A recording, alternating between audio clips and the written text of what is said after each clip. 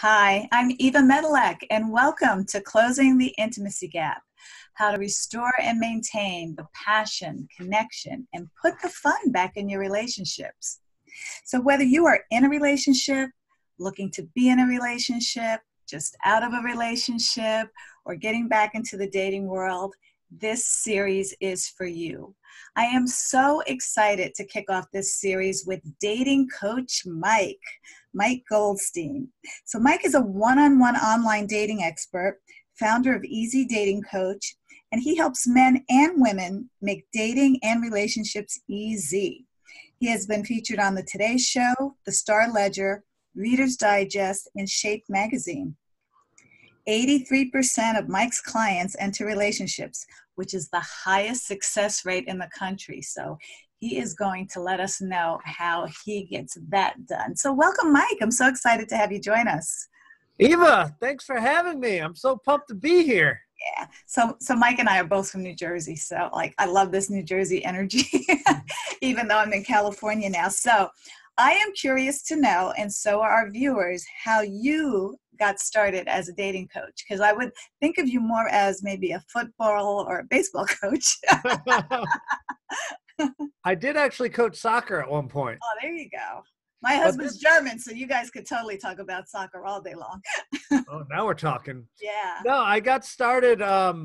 This is the only thing I love. This is my passion. But I fell in love in my early 20s a while ago. Mm-hmm. And unfortunately, that woman who I thought I was going to marry cheated on me with one of my very close friends. Mm. And so I was crying my eyes out for 3 months straight. And then finally, I'm like, all right, I need to pick myself up and figure out what the heck happened. So I started reading every book on dating, relationships, sex, online, everything I could get my hands on.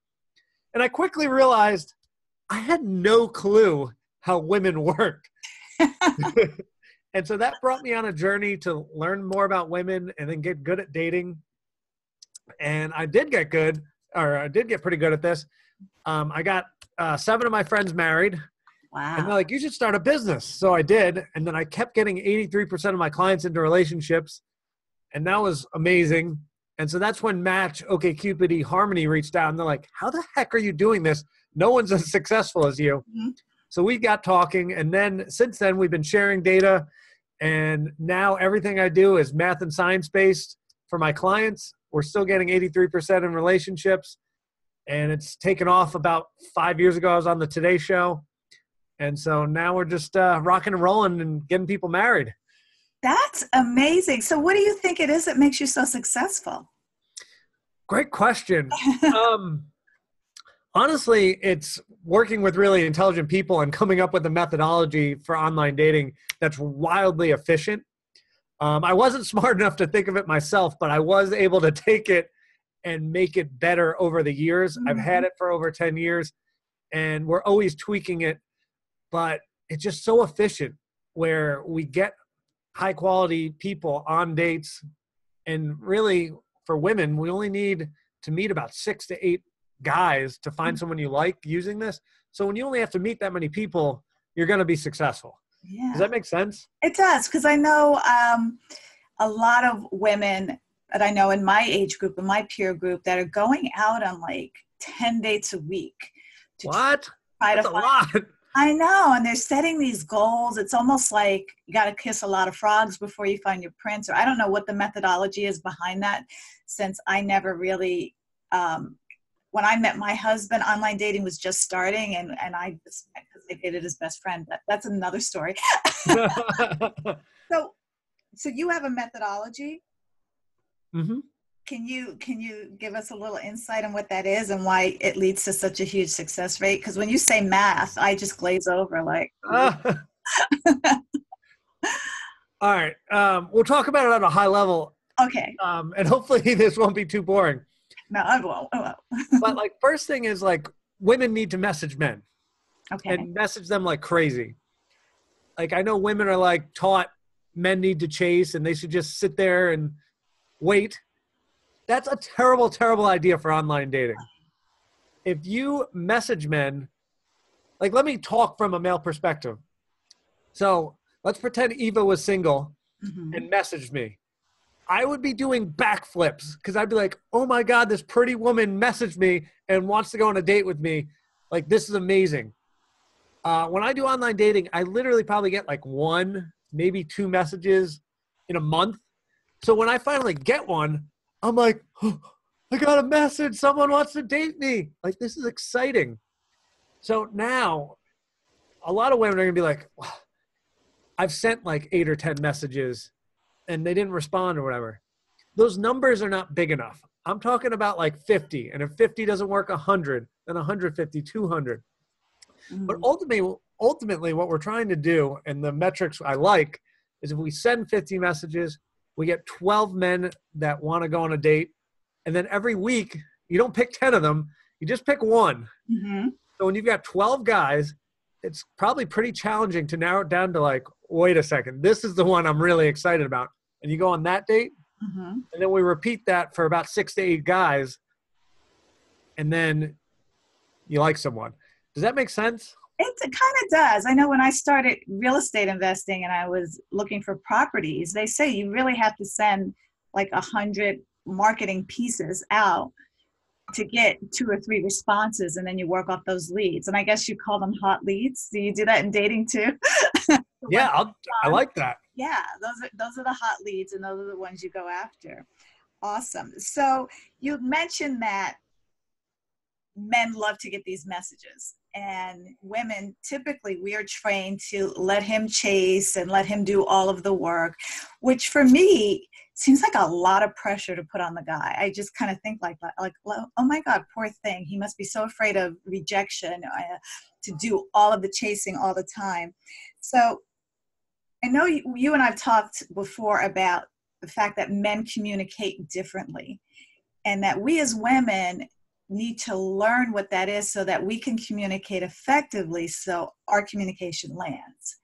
Can you go a little bit deeper into that for me and for our viewers as well? Yeah, that's an amazing question. I've never been asked it that way, so that's really cool. So I guess like the biggest difference is men really are straight line communicators. Mm-hmm. So whatever is important in that moment, whether it's logistics or whatever, they want to get to the point really fast. Mm-hmm. And they're not, it's all logical. It's all to the point. It's like, how are we getting this done? How do I solve the problem? So if it's like, hey, if me and you were trying to schedule when we were going to do this meeting, Mm-hmm. you know, I'd just be like, all right, Monday, 6 p.m. And it would just be very direct and straight. Mm-hmm. And so it's not going to be like, whew.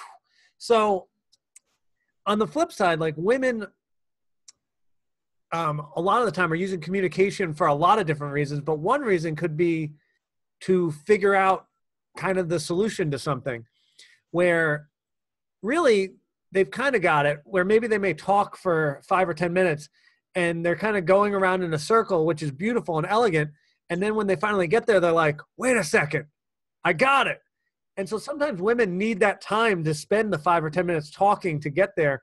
Mm-hmm. Versus men, it's like, all right, here's the problem. How do I solve it? Like, all right, we got to go. How do I get from A to B? But women may go A, B, C, D, and around. Sorry, that was kind of confusing, but did that make sense a little bit? What I'm hearing you saying is we have more of a scenic route journey.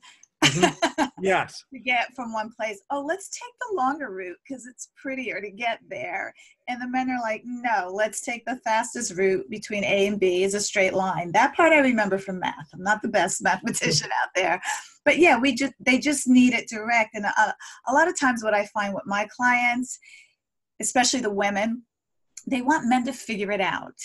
They should get the clues. They should get the hints. And I'm like, nah, dude, you just got it. It's okay to just be straight up and tell a man, this is what I need. This is what I want.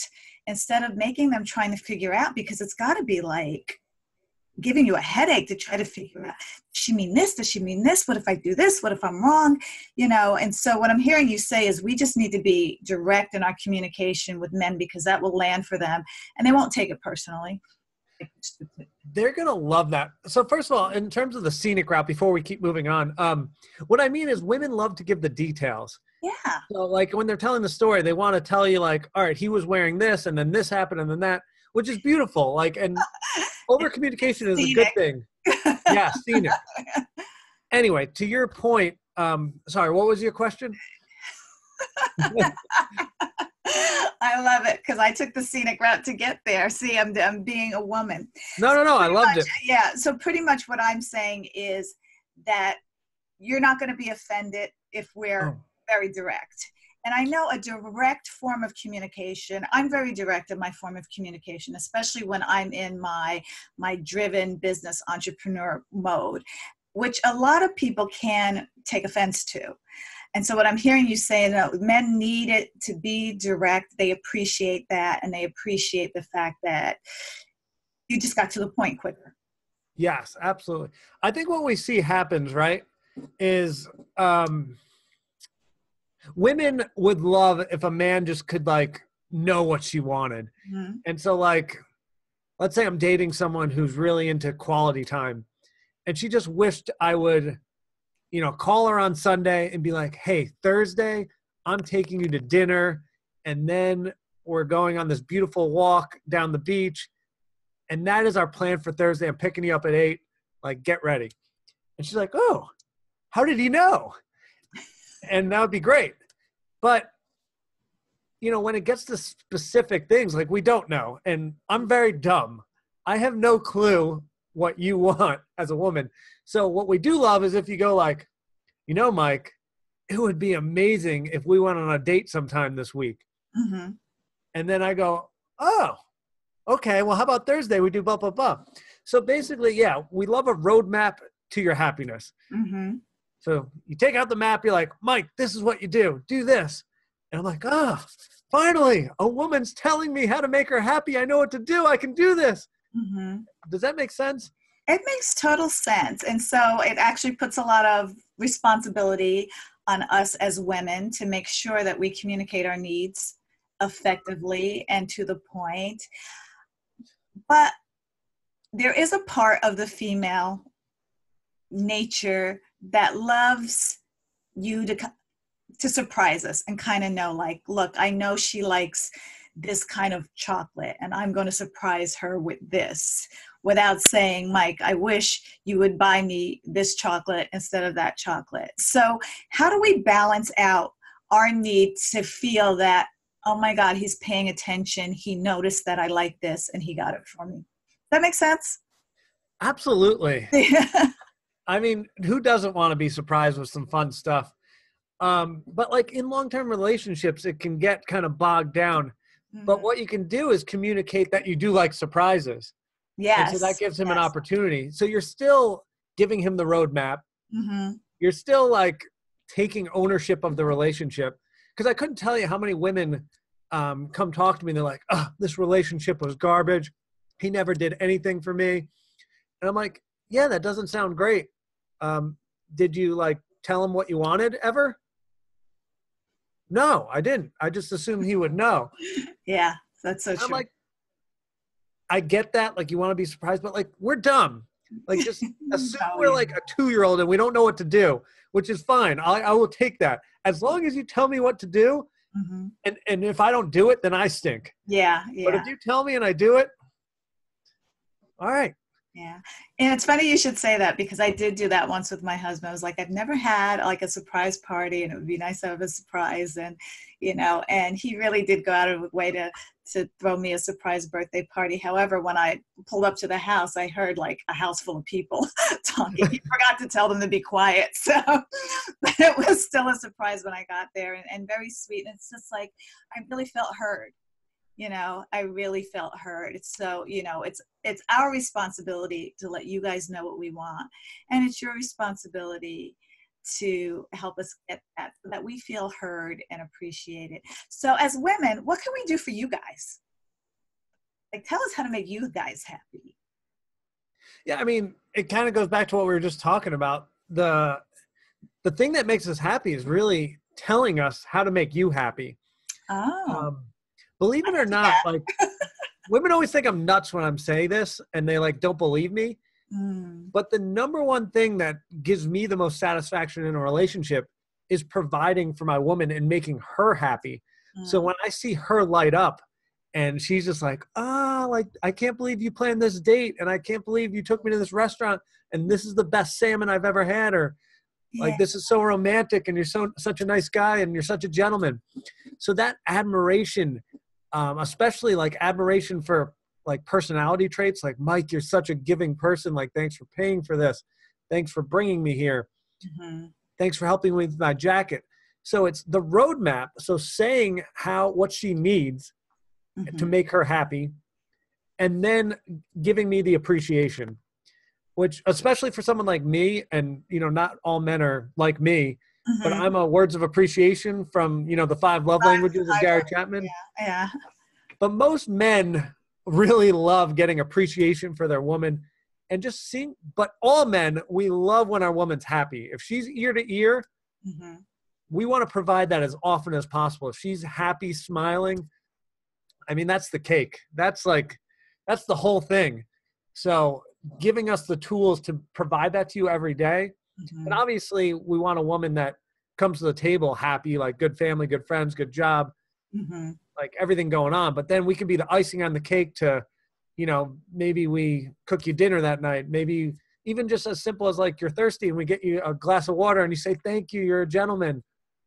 Like, just giving us the tools to make you happy. The acknowledgement is important, because it does make you feel seen and feel appreciated for the effort that you are putting in there. So I love that.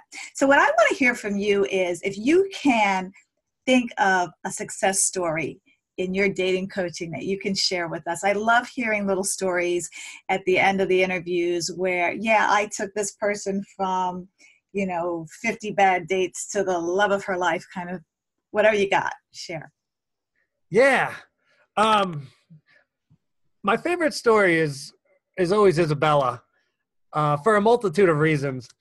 But so Isabella is this woman that came from like an abusive relationship, which, quite frankly, I'm not qualified at all to handle whatever that is. And so she's done some therapy with the therapist, and now she's like ready to get back out there and date.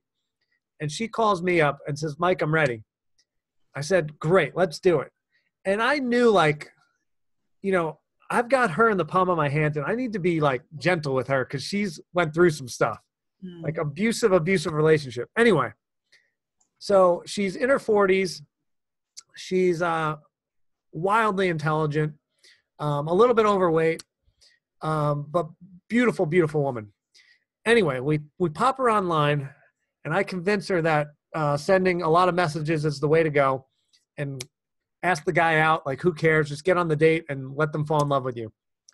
So she goes on this date, and Eva, she goes, I'm not that attracted to him.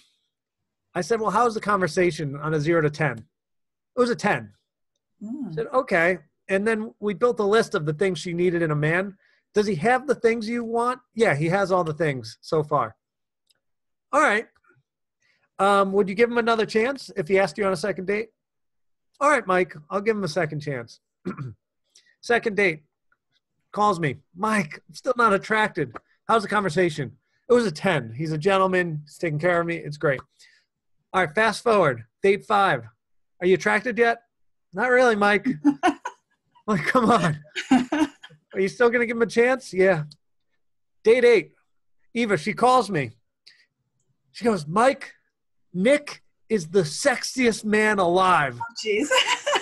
I'm like, what? What happened? And she just told me. And anyway, fast forward, I think it was let's call it a year and a half ago, they got married. Aww. I was at their wedding. It was beautiful. But it was such a great triumph story from where she was to where she got to. So I was really happy for her. Yeah, because she got inside of him.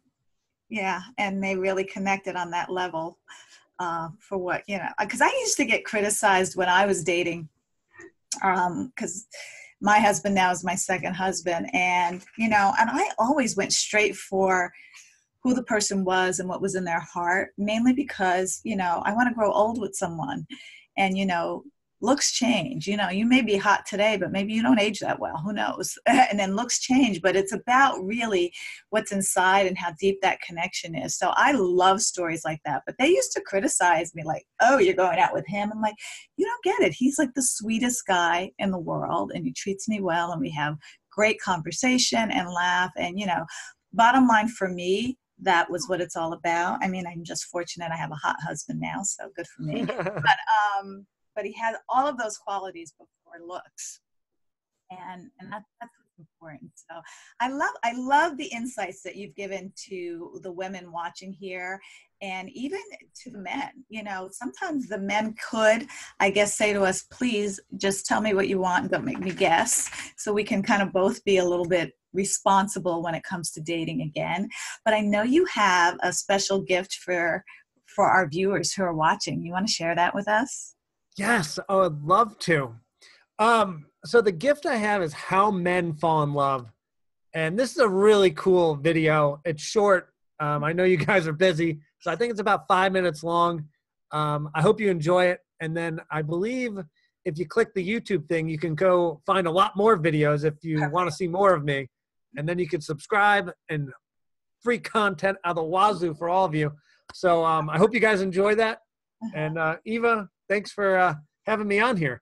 That's awesome. You can find the link to Mike's gift on the page where you actually accessed this this interview. And ladies and men, if you know anyone who would benefit from what Mike has to share, please feel free to share this video out and have them sign up. There's a lot more great content to come in Closing the Intimacy Gap. So I want to thank Mike again for joining us and kicking us off with a bang and letting us know how to men communicate and how we get to really have our communication land with them. So appreciate you, Mike. And I appreciate everybody watching. So till next time, bye. Thanks for having me. Bye.